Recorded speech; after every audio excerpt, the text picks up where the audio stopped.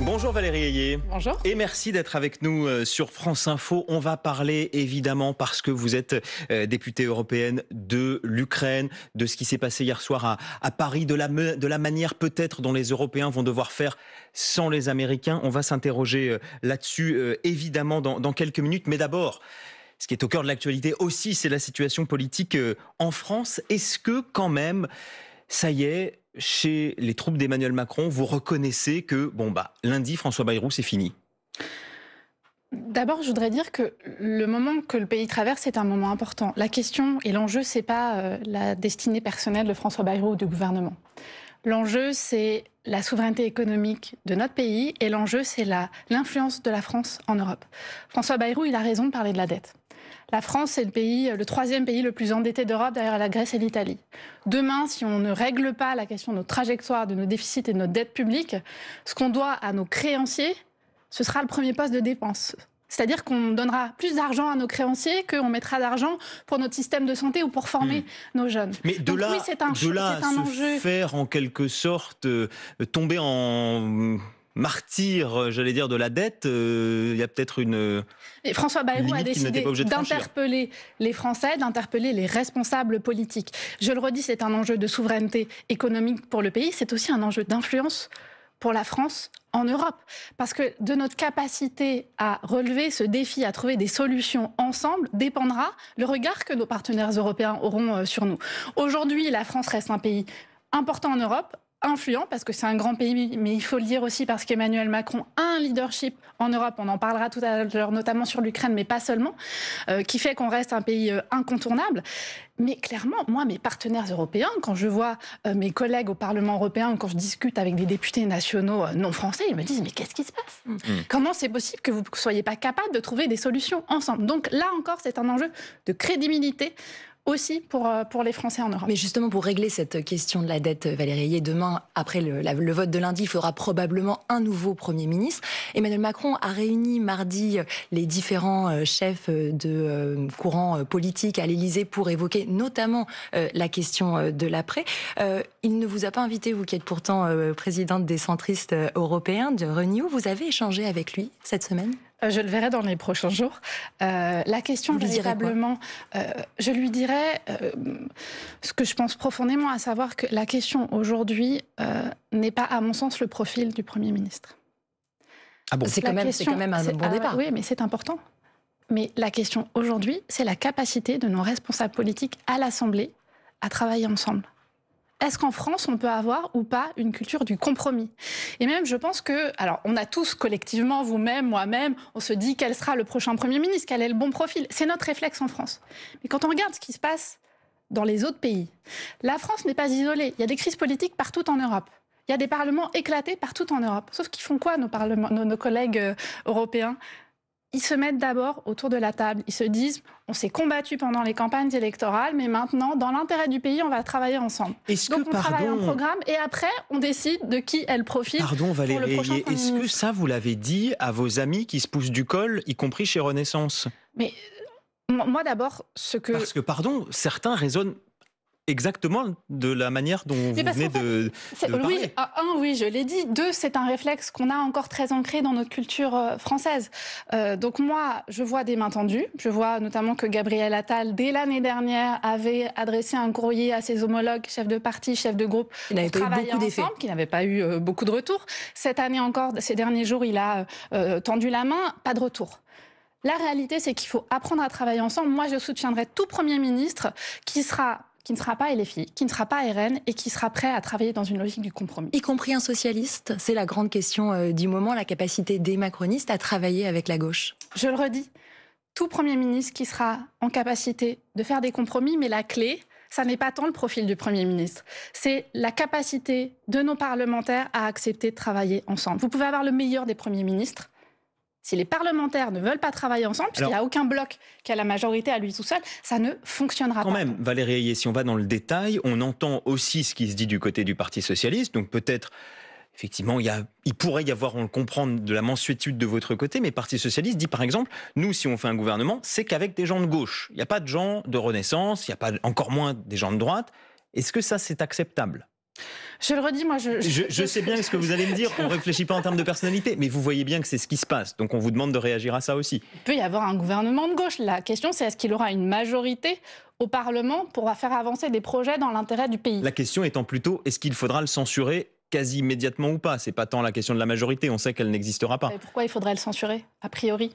Je vous le redis, moi, mes conditions... Personnellement, je soutiendrai tout gouvernement, tout Premier ministre qui travaillera dans l'intérêt du pays, avec l'esprit de compromis, qui ne soit ni LFI ni RN, parce que pour moi, ce sont des lignes rouges. Et si je comprends bien, tout est bon pour éviter une dissolution et le risque de perdre pour vous encore plus de sièges à l'Assemblée nationale? Tout est bon pour limiter la crise politique et l'instabilité en France, dans l'intérêt des Français et pour la crédibilité de la France en Europe. On a parlé des personnes, on va maintenant parler du fond, quand même, Valérie Ayé, puisque il y a un budget qui doit être voté, même si vous n'êtes pas parlementaire au niveau de l'Assemblée nationale, vous avez évidemment un œil là-dessus, surtout aussi au titre de vos fonctions à Renaissance. La gauche, évidemment, met en avant l'idée d'aller vers une fiscalité, notamment pour les plus riches, notamment pour certaines entreprises qui soient un peu augmentées. Est-ce que le tabou macroniste de dire on ne touche pas à la fiscalité, c'est impossible, est-ce qu'il faut quand même là aussi faire un pas? D'abord, moi je salue le fait qu'enfin les socialistes aient une proposition de budget. Parce que ça faisait des mois qu'ils disaient non. Des semaines et des mois qui disaient non, mais on n'avait pas de proposition. Vous la trouvez bien, cette proposition? Déjà, elle a le mérite d'exister, parce que tant qu'on n'a pas de proposition, vous ne pouvez pas discuter. Il propose de faire seulement 22 milliards d'économies contre 44 milliards annoncés par François Bayrou. Ça vous semble une trajectoire acceptable? C'est probablement pas assez. Mais entre les propositions de François Bayrou, les propositions du Parti socialiste et les propositions des autres groupes de l'arc républicain, tout doit faire l'objet de discussions. Y compris lâcher 22 milliards. Alors, 22 milliards, ça paraît beaucoup, mais là encore, moi, par définition, sur le montant, sur les modalités concrètes, sur les décisions politiques, c'est le fruit du travail parlementaire. On a un effort à faire pour réduire nos déficits et notre dette qui est colossal. Les Français en ont conscience. Nos responsables politiques, aujourd'hui, peut-être un peu moins. Donc, c'est comment ils se mettent autour de la table. On se met autour de la table pour dire on a une trajectoire de réduction de nos déficits publics.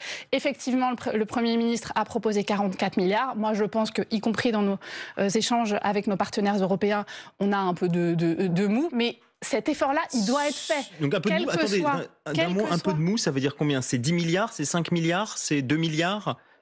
C'est ce qui sera nécessaire et ce qui permettra de trouver un accord. Moi, je vous le dis fondamentalement. Je pense que il vaut mieux qu'on ait un peu moins d'efforts, mais qu'on ait un budget pour le pays. Ce qui compte, c'est la stabilité pour le pays. Que ce soit 5 milliards de moins, 44 milliards ou 5 milliards de moins, à la fin, ce qui compte, c'est la trajectoire budgétaire. Et le fait que la France s'engage auprès de nos partenaires, mais aussi auprès des Français, parce que c'est clé pour notre souveraineté économique, à réduire ces déficits. Et pour ça, il faut mettre des propositions sur la table, il faut regarder dans le détail, pardonnez-moi, mais relever le capot de la voiture, mettre les mains dans le cambouis, regarder quelles dépenses peuvent être réduites et regarder comment on augmente nos recettes fiscales. Mais justement, il y a un boulon que les macronistes, je reprends votre métaphore, n'ont jamais voulu regarder, c'est celle de la hausse d'impôts. Tout à l'heure, on parlait d'un tabou. Est-ce que vous vous dites oui, nous sommes prêts à lever ce frein, ce tabou macroniste, à augmenter la fiscalité des plus riches, à revoir la fiscalité des entreprises, par exemple? Alors, la première des ressources, des recettes fiscales, c'est la productivité, le fait de retrouver de la croissance. Et ensuite, moi, personnellement, je vous le dis, je suis favorable à ce que, sans remettre en cause la politique de l'offre, qui a été un vrai succès, à ce qu'on regarde comment on ajuste, comment on ramène davantage de justice fiscale et à ce que, sans tabou, on puisse regarder comment on fait payer, contribuer davantage les plus hauts revenus et les plus hauts patrimoines. Alors, il y a aussi quand même dans votre camp une forme de course aux idées. Pourquoi ne pas baisser les cotisations qui pèsent sur le travail? C'est ce que dit par exemple Amélie de Montchalin, la ministre des Comptes publics. Elle était sur France Info cette semaine. Je propose qu'une partie des cotisations sur le travail, payées par les entreprises, payées par les salariés, soit réparties sur toutes les richesses. Toutes les richesses, c'est quoi? C'est le capital, c'est l'épargne, c'est le foncier, c'est l'héritage. Certains parlent de consommation. Donc ça veut dire qu'on répartit l'effort. Donc faire peser moins de cotisations sur le travail, mais taxer peut-être davantage des gens qui épargnent, peut-être des gens qui investissent aussi, peut-être des gens qui héritent. Ça, vous aussi, vous dites pourquoi pas? Oui, je pense que vraiment, il faut qu'on puisse mettre toutes les options sur la table, sans tabou, et ce que propose Amélie de Montchalin, à mon sens, c'est une bonne solution. Alors, Fanny Guinochet en parlait dans sa chronique Écho ce matin sur France Info. Jordan Bardella a écrit une lettre aux entrepreneurs de France pour tenter de séduire ces acteurs. On sait que le monde économique regarde avec de plus en plus d'intérêt les élus du Rassemblement national, un monde économique qui est aussi perdu par la crise politique actuelle. Est-ce que ça vous inquiète, ce rapprochement ? Alors moi, je vois surtout les changements de pied permanents du Rassemblement national. Et j'entends cette petite musique, parler du monde économique, certains qui disent « mais pourquoi pas un Premier ministre Rassemblement national ?» Je pense que ce serait une défaite pour le pays. Une défaite politique, une défaite morale. Aujourd'hui, le Rassemblement national, il faut le dire, d'abord il faut se souvenir de son histoire, c'est un parti de division, comme LFI. C'est un parti qui change de position au gré de l'humeur de l'opinion. C'est un parti qui se nourrit de l'opposition, qui se nourrit des populismes. Et sur les questions économiques, parce que c'est le sujet du moment, est-ce que vous voyez une ligne claire entre les positions de Jordan Bardella, de Marine Le Pen et leur allié Eric Ciotti ? C'est une ligne Ciotti assumée pro-business, alors elle non, peut-être ils n'ont pas la même position entre Jordan Bardella et Marine Le Pen. Déjà, il n'y a pas la même position. Ensuite, qu'est-ce qu'ils proposent pour réduire le déficit et sur les sujets économiques avec leur allié Eric Ciotti ? Alors, effectivement, nous, quand on les interroge, c'est l'immigration. Oui, l'immigration comme toujours. Et ensuite, leur grande idée aussi, c'est de réduire la contribution française au budget de l'Union européenne. Là encore, ils changent de position comme tous les jours. D'abord, ils ont dit qu'ils voulaient quitter l'Europe, puis ils ont dit ah non, on ne quitte pas l'Europe, mais on contribue plus du tout. Puis, en fait, non, on contribue, mais on veut réduire la contribution française. La réalité, c'est quoi ? C'est qu'on a besoin, plus que jamais, de s'engager dans le projet européen. Et aujourd'hui, l'Europe, ça rapporte 124 milliards d'euros par an à nos entreprises. Donc évidemment que la contribution au projet européen est fondamentale. Alors l'Europe, justement, vous nous faites une transition parfaite. On va en parler dans une minute. Il est 8h46 et c'est le fil info de Manon Lombard-Brunel. Le ministre des Affaires étrangères français Jean-Noël Barrot annonce ce matin la mort d'une Française dans le déraillement de ce funiculaire avant-hier à Lisbonne. Selon le dernier bilan, 16 personnes ont été tuées dans cet accident. 5 autres ont été gravement blessées. Aucune piste n'est exclue selon les autorités portugaises. La menace de la Russie ce matin après l'annonce hier de l'envoi de troupes européennes pour sécuriser l'Ukraine en cas d'accord de cessez-le-feu. Vladimir Poutine assure ce matin que n'importe quelle force occidentale sera une cible légitime pour l'armée russe. Il a par ailleurs accusé les Européens d'entraver le règlement du conflit entre Kiev et Moscou. Bruno Retailleau donne des instructions à 5 jours maintenant de cet appel à la grève générale du 10 septembre. Le ministre de l'Intérieur ordonne au préfet d'empêcher toute tentative de blocage des infrastructures jugées essentielles. Cela concerne les aéroports, les routes, les centrales électriques ou encore les dépôts pétroliers. Puis plus de 50 heures de direct pour la bonne cause. C'est le début ce soir de la 9e édition du The Event. C'est ce marathon caritatif organisé par une quarantaine de streamers. Les 3 dernières éditions avaient permis de collecter plus de 10 millions d'euros de dons. France Info. Le 8-30 France Info, Adrien Beck, Camille Vigonne-Lecoat. Et toujours avec Valérie Ayé, patronne des centristes européens. Hier, Volodymyr Zelensky était à Paris pour une réunion avec ce qu'on appelle la coalition des volontaires, ces pays qui s'accordent à aider l'Ukraine. On écoute Emmanuel Macron hier. Nous avons aujourd'hui 26 pays qui formellement se sont engagés à déployer comme force de réassurance des troupes en Ukraine ou à être présents sur le sol, en mer ou dans les airs. Valérie Ayé, c'est une avancée majeure ce qui a été annoncé hier ? C'est une avancée majeure. Souvenez-vous, il y a 1 an et demi, pour la première fois, Emmanuel Macron avançait cette idée d'avoir une force de dissuasion et des troupes au sol. On a entendu des cris d'orfraie en France, du scepticisme aussi en Europe chez nos partenaires. Il existe toujours, pardon Valérie Ayé, ce scepticisme côté italien, etc. Alors, il y a quelques pays qui sont encore un petit peu en retrait. Néanmoins, Giorgia Meloni, elle était à Washington il y a 2 semaines avec Emmanuel Macron, avec le chancelier Merz pour convaincre Donald Trump de contribuer quand même aux garanties de sécurité. Donc moi, ce que je vois, c'est qu'on a 26 pays qui sont des soutiens de l'Ukraine, qui acceptent de lever ce tabou et qui disent on a besoin d'aider l'Ukraine. Et la force de dissuasion, pour s'assurer que Vladimir Poutine, une fois qu'un accord de paix sera signé, ne soit pas tenté d'agresser de nouveau l'Ukraine, eh bien, c'est de mettre des troupes au sol qui ne seront évidemment pas là pour combattre, pour être sur la ligne de front, par définition, parce que la guerre, c'est dans l'option où un cessez-le-feu et un accord de paix est signé. Mais vraiment, l'objectif, c'est de dissuader avec des troupes au sol, en mer et sur terre. C'est une avancée historique. Les Européens ont été au défi et au rendez-vous de leur histoire et Emmanuel Macron a assumé ce leadership depuis plusieurs mois maintenant. Mais justement, vous le dites, ce dispositif, il vise à assurer le maintien d'un cessez-le-feu dans le cas où on a trouvé un cessez-le-feu. Sauf qu'on en parle, mais on en est loin. On en est loin aujourd'hui, mais c'est une étape importante. C'est le préalable. Et vous vous souvenez quand les leaders européens sont allés à Washington dans le bureau ovale, il y a 2 semaines, juste après la rencontre entre Vladimir Poutine et Donald Trump, quand même, Donald Trump avait donné beaucoup de points à Vladimir Poutine. Les Européens ont réussi à le convaincre, non seulement à revenir dans le jeu, et à convaincre Donald Trump qu'il fallait avancer sur les garanties de sécurité. Et parmi les annonces faites hier, il y a aussi le fait d'avancer ensemble, États-Unis, Europe et coalition des volontaires, sur les sanctions, pour essayer encore de faire pression sur le régime de Vladimir Poutine d'un point de vue économique. On va revenir sur le rôle des États-Unis. Simplement, ce matin, là, il y a quelques minutes, Vladimir Poutine qui dit « Toute force occidentale sur le sol en Ukraine sera considérée comme une cible légitime pour la Russie ». L'initiative semble être morte avant même d'être née. Alors, d'abord, Vladimir Poutine est dans sa rhétorique habituelle. Et je le redis, les forces de réassurance, c'est une fois qu'un cessez-le-feu puis un accord de paix aura été signé. Donc évidemment, on voit bien... Mais comment on peut signer un cessez-le-feu dans la mesure où il y aurait ça comme garantie de sécurité? En fait, c'est aussi dans le sens inverse, peut-être que la question peut se poser. En fait, c'est la condition sine qua non. Placez-vous dans la situation des Ukrainiens et des Européens. Donc on parle de la sécurité des Ukrainiens, mais notre sécurité aussi à nous. Les Ukrainiens, ils se sont fait, pardonnez-moi l'expression, mais ils se sont fait avoir plus d'une fois. En 92, il y a eu un mémorandum de Budapest, effectivement, où il y avait un engagement commun, des Américains et des Anglais. Exactement, pour retirer leurs forces nucléaires, en contrepartie du soutien des Américains et des Anglais, pour assurer leur sécurité. Vladimir Poutine les a attaqués. Accord de Minsk 2014. Même chose, bafoué, violé par Vladimir Poutine. Donc la seule manière de dissuader Vladimir Poutine d'attaquer de nouveau, c'est d'avoir ses forces de réassurance. La seule manière, c'est aussi d'avoir les États-Unis de notre côté, ce qui est quand même la grande inconnue. Donald Trump avait fixé un ultimatum à Vladimir Poutine le 1er septembre, on est le 5 septembre aujourd'hui. On attend, ça veut dire quoi? Que les Européens sont contraints d'attendre que Donald Trump ouvre les yeux ou réagisse à la menace russe pour être en sécurité?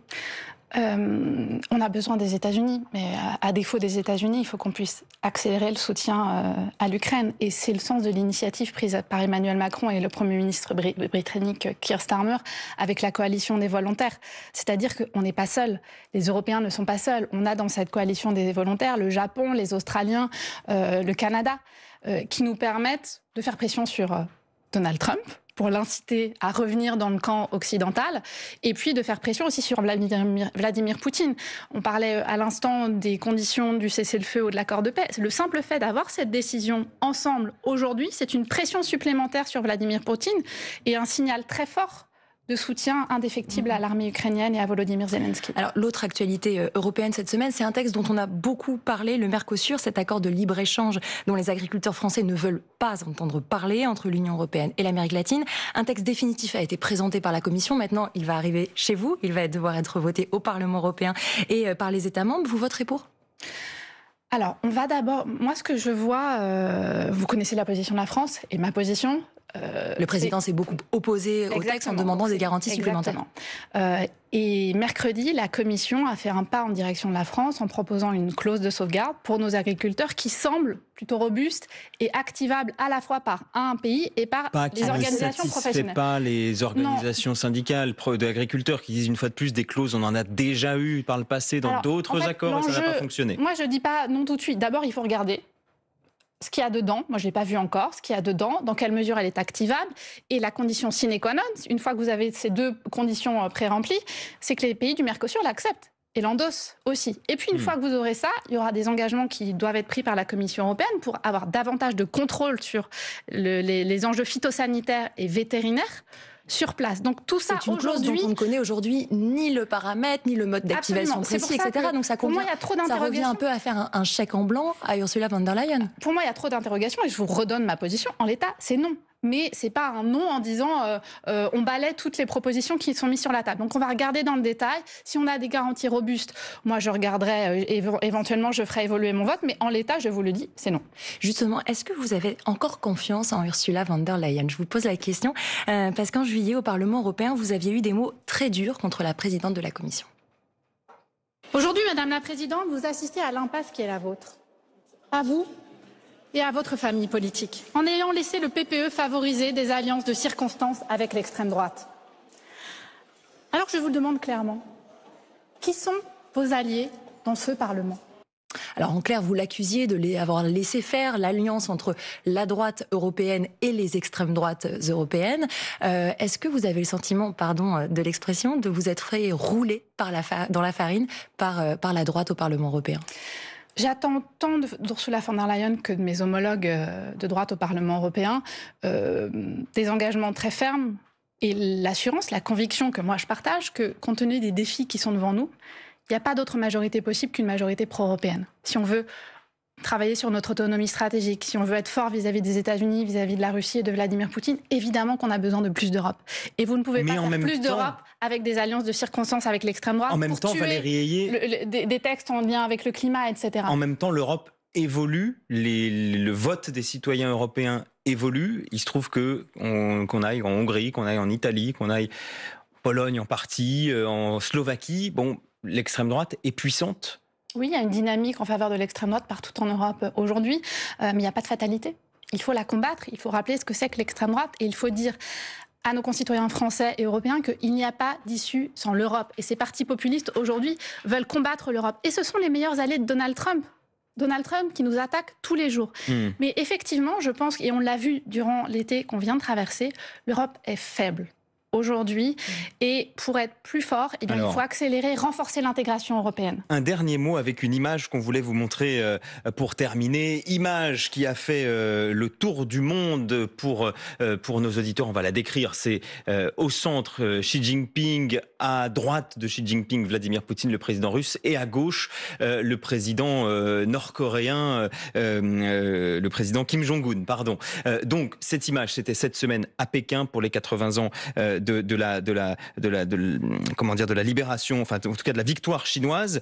On dit la Russie, la Corée du Nord certains disent ce sont des ennemis de l'Europe. Est-ce que la Chine désormais semble en faire partie ? Moi, ce qui m'a frappé dans cette image, c'est le fait que le monde se réorganise. Et en plus, on pourrait y ajouter l'image de Vladimir Poutine avec Donald Trump en Alaska.